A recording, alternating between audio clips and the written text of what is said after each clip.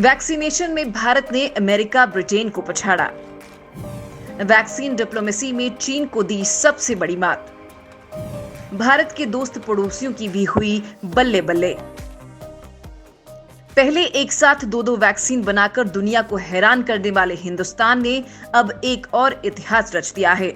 भारत ने वैक्सीनेशन को लेकर भी नया रिकॉर्ड कायम कर दिया है। दुनिया के सबसे बड़े वैक्सीनेशन प्रोग्राम का आज चौथा दिन है, लेकिन पिछले 3 दिनों में ही भारत ने ब्रिटेन, अमेरिका और फ्रांस जैसे देशों को पछाड़ दिया है। अब मोदी सरकार वैक्सीनेशन ड्राइव को और भी तेज करने में जुटी है। वैक्सीनेशन प्रोग्राम के तहत अब तक देश में 3,81,000 लोगों को कोरोना का टीका लगाया जा चुका है।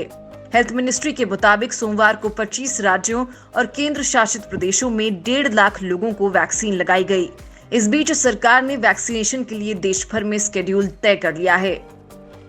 सरकार ने अधिकतर राज्यों में एक दिन छोड़कर वैक्सीनेशन का प्रोग्राम बनाया है। साथ ही राज्यों से मिलकर वैक्सीनेशन ड्राइव की प्रोग्रेस, रुकावटों और सुधार पर चर्चा की है। हेल्थ मिनिस्ट्री के मुताबिक राज्यों को हफ्ते में 4 दिन वैक्सीनेशन के लिए कहा गया है, ताकि जिससे दूसरी स्वास्थ्य सेवाएं प्रभावित न हो। स्वास्थ्य मंत्रालय के मुताबिक सभी बड़े राज्य हर हफ्ते 4 दिन वैक्सीनेशन करें। वहीं गोवा जैसे छोटे राज्य जिनकी आबादी कम है, वो सप्ताह में किन्हीं भी 2 दिनों में वैक्सीनेशन सेशन आयोजित करेंगे। हेल्थ मिनिस्ट्री ने बताया कि आंध्र में सबसे ज्यादा हफ्ते में 6 दिन और मिजोरम में 5 दिन टीका लगाया जाएगा। वहीं गोवा, उत्तर प्रदेश और हिमाचल प्रदेश में हफ्ते में 2 दिन वैक्सीनेशन होगा। तो अंडमान निकोबार द्वीप समूह, नागालैंड और ओडिशा में हफ्ते में 3 दिन की वैक्सीनेशन ड्राइव के लिए रखे गए हैं। इसके अलावा बाकी राज्यों में हफ्ते में 4 दिन वैक्सीनेशन होगा। कोरोना वैक्सीन के नो सीरियस साइड इफेक्ट। 3 दिनों में वैक्सीनेशन के बाद साइड इफेक्ट्स के 580 मामले रिपोर्ट किए गए हैं। इनमें से सिर्फ 7 लोगों को अस्पताल में भर्ती करवाना पड़ा है, जिनमें से 3 दिल्ली, 2 कर्नाटक और एक मरीज उत्तराखंड, छत्तीसगढ़ में भर्ती है। वहीं उत्तर प्रदेश के मुरादाबाद में जिला अस्पताल के एक 46 साल के वार्ड बॉय महिपाल सिंह की कोरोना वैक्सीन लगने के 24 घंटे बाद अचानक हालत बिगड़ गई। उसे अस्पताल ले जाया गया, जहां उसकी मौत हो गई। परिवार का आरोप है कि कोविड-19 से बचाव के लिए अस्पताल में शनिवार को वैक्सीन लगी थी। इसके बाद ही महिपाल की हालत बिगड़ी और मौत हो गई। हालांकि हेल्थ मिनिस्ट्री का कहना है कि उसकी मौत हार्ट अटैक से हुई है। भारत निभाएगा पड़ोसी धर्म, चीन को बड़ा झटका। कोरोना से जंग में भारत कई देशों के लिए उम्मीद की किरण बनकर सामने आया है। संकट की घड़ी में जहां अधिकांश देश अपने हित की सोच रहे हैं, वहीं भारत पड़ोसी देशों को भी कोरोना वैक्सीन रूपी हथियार सौंपने की तैयारी कर रहा है। भारत अपने पड़ोसी देशों खासकर अफगानिस्तान, भूटान, बांग्लादेश, नेपाल, श्रीलंका, मालदीव और मॉरिशस को वैक्सीन की 10 मिलियन यानी 1 करोड़ खुराक दान करने वाला है। लाइवमिंट की रिपोर्ट के मुताबिक भारत मित्र पड़ोसी देशों को मुफ्त में वैक्सीन देगा।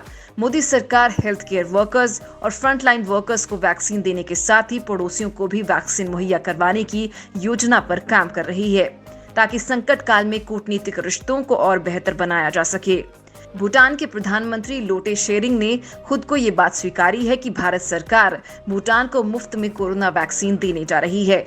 वहीं 20 जनवरी को बांग्लादेश को भी भारत की तरफ से कोरोना कोविशील्ड की 2 मिलियन डोज बतौर गिफ्ट मिलेंगी। इतना ही नहीं, नेपाल को भी भारत सरकार मुफ्त में कोरोना वैक्सीन देगी।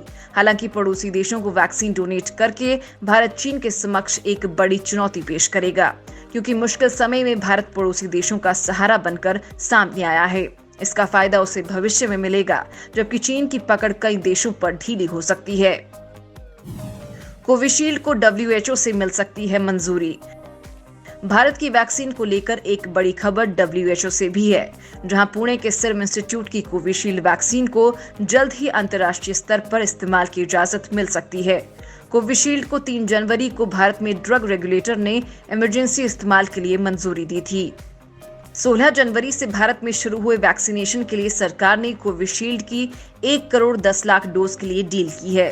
कोविशील्ड को ऑक्सफोर्ड यूनिवर्सिटी और एस्ट्राजेनेका ने मिलकर बनाया है। विश्व स्वास्थ्य संगठन के डायरेक्टर जनरल टेड्रोस ने कहा है कि सीरम इंस्टीट्यूट रैपिड असेसमेंट के लिए फुल डेटा सेट्स जल्द उपलब्ध करवाएगा, जिसके आधार पर WHO इसे इंटरनेशनल लेवल पर यूज की परमिशन देगा।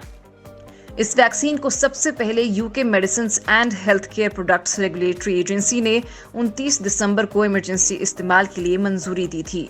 इसके बाद Bharat, Brazil, Argentina, Dominican Republic, El Salvador, Mexico और मोरक्को भी इस वैक्सीन को मंजूरी दे चुके हैं।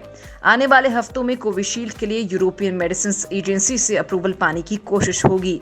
साथ ही WHO से इमरजेंसी यूज लिस्टिंग की भी कोशिश है। इससे कम आय वाले देशों में वैक्सीन उपलब्ध करवाने का रास्ता खुल जाएगा। आपको बता दें कि इससे पहले फाइजर बायोएनटेक की वैक्सीन ग्लोबल हेल्थ एजेंसी से इमरजेंसी इस्तेमाल के लिए मंजूरी पाने वाली पहली वैक्सीन बन गई थी। WHO की इमरजेंसी यूज लिस्टिंग से रेगुलेटरी अप्रूवल प्रोसेस को स्पीड मिल जाती है और देश इंपोर्ट और वैक्सीन लगाने की प्रक्रिया में आगे बढ़ सकते हैं।